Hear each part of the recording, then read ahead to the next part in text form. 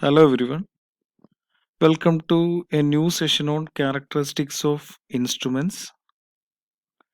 We already discussed about measurements and instruments. Instrument is a measuring device which measures a physical quantity. In today's session, we are going to discuss the characteristics of an instrument.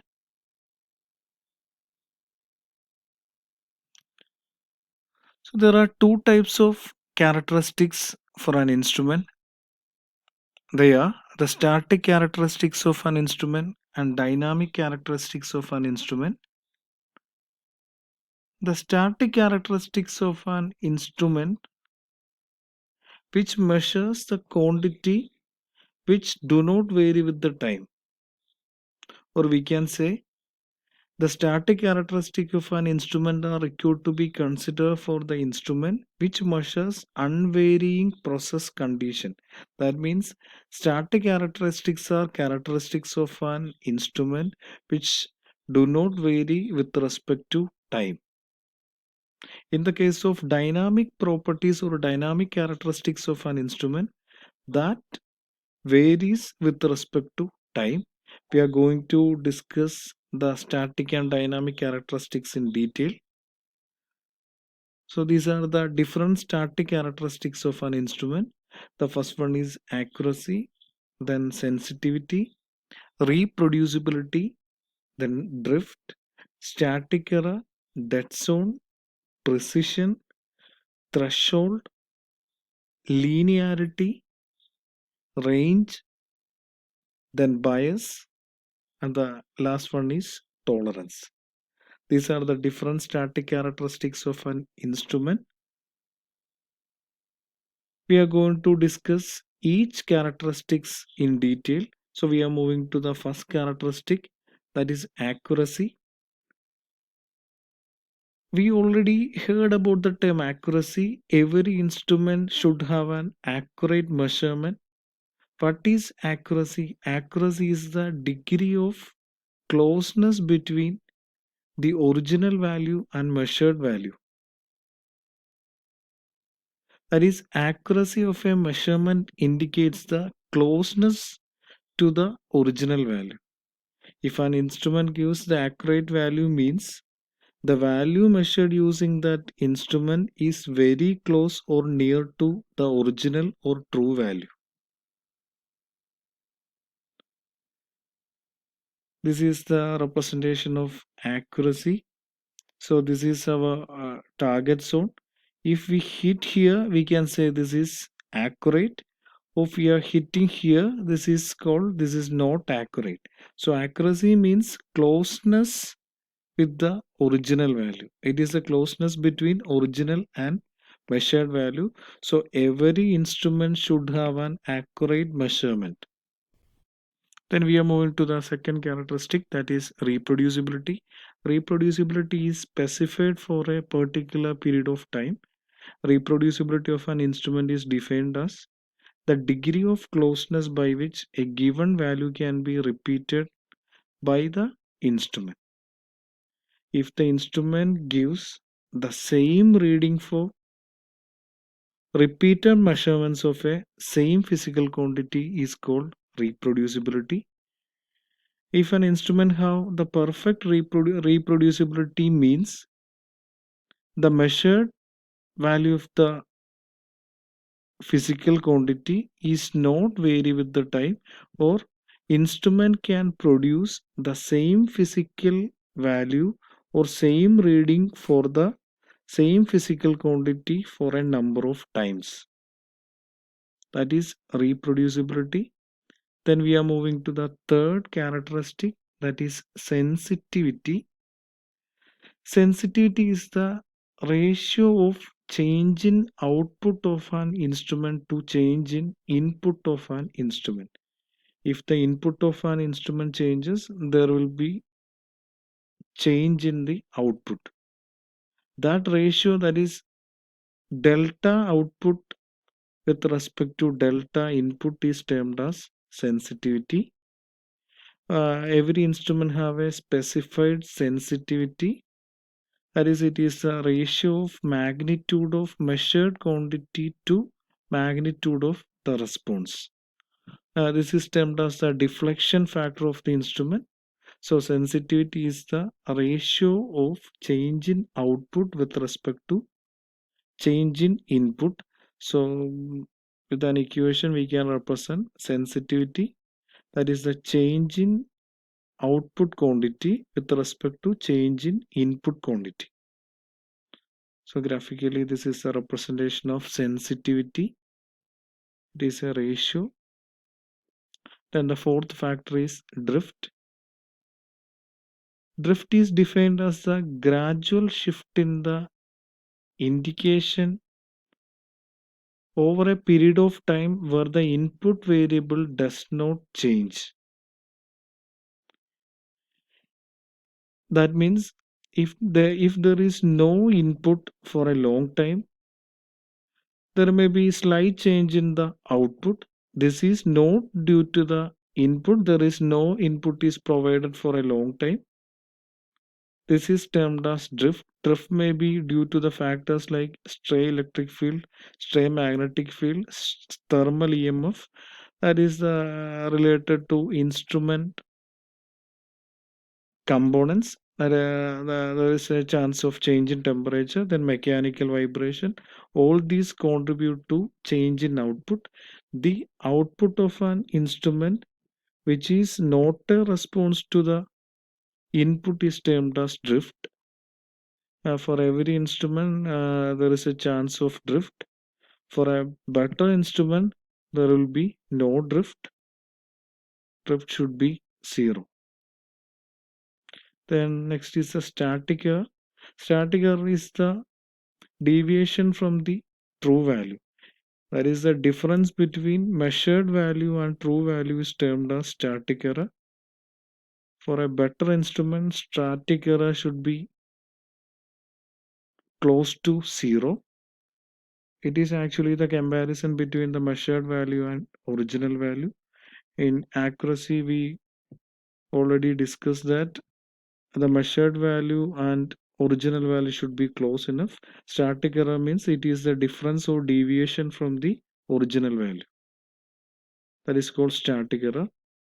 Then the next static characteristic is dead zone.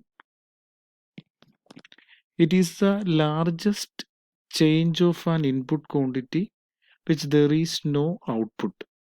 That means for an instrument, if there is a change in input, so we are providing an input, there is no reading was given by the instrument, or we can say there is no output for that particular input.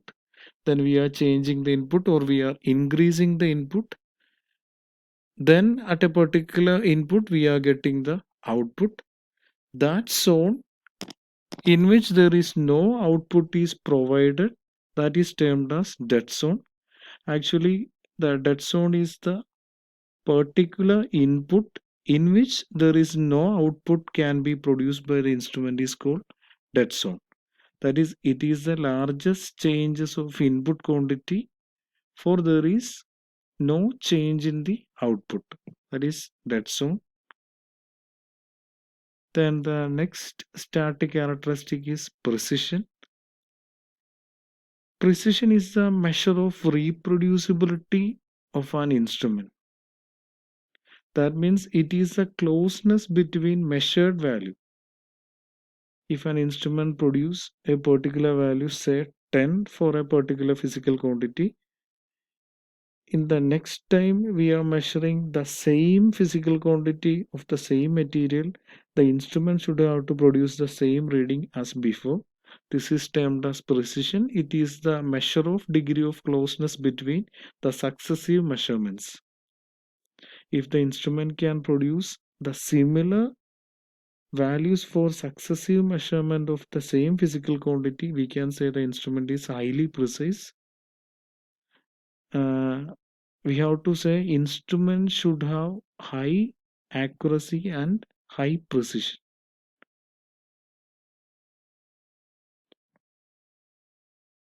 Then the next static characteristic is threshold. Threshold, we can say it is the smallest measurable input below which there is no output change can be identified.